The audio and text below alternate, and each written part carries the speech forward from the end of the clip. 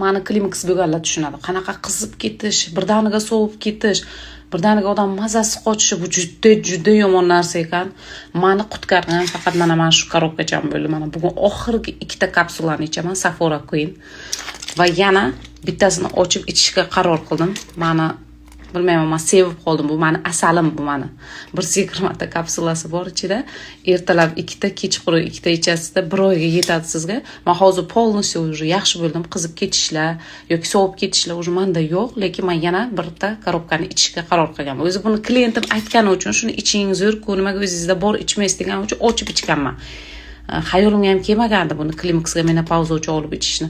Juda ham yengil o'tkaztirib beradi. Qizlar bilasizlar, kimdadir 2 yil, kimdadir 5 yil, kimdadir 10 yil bu holat cho'ziladi. 10 yillab ayollar mana shunaqa Klimaxga chidab yuradi, chunki estrogen gormonisi riski tushadi. Ginekologga borasiz, sizga aptechniy estrogen gormon yozadi, lekin u gormondan aptekani gormonlaridan semirib ketish, davleniya ko'tarilish holatlari juda ham ko'p. 90% ga sizni yomonlashtiradi. To'g'ri, sovib ketishingiz oldini olar, boshqa narsa bo'ladi, lekin boshqa kasalliklarni keltirib chiqaradi va jigaringizga nagruska qiladi. Mana tabiiy menopauza uchun tabiiy sizga yechim. Umuman ximikatsiz tabiiy preparat bilan bemalol yaxshi bo'lsa bo'lar ekan. Mana bitta korobkasi tugadi. Xudoga shukr, ancha holatim yaxshi. Почти уже isishlar bo'lmayapti. Endi ikkinchisini boshlayman. Shu bilan to'xtataman. Ko'ramiz yana qani.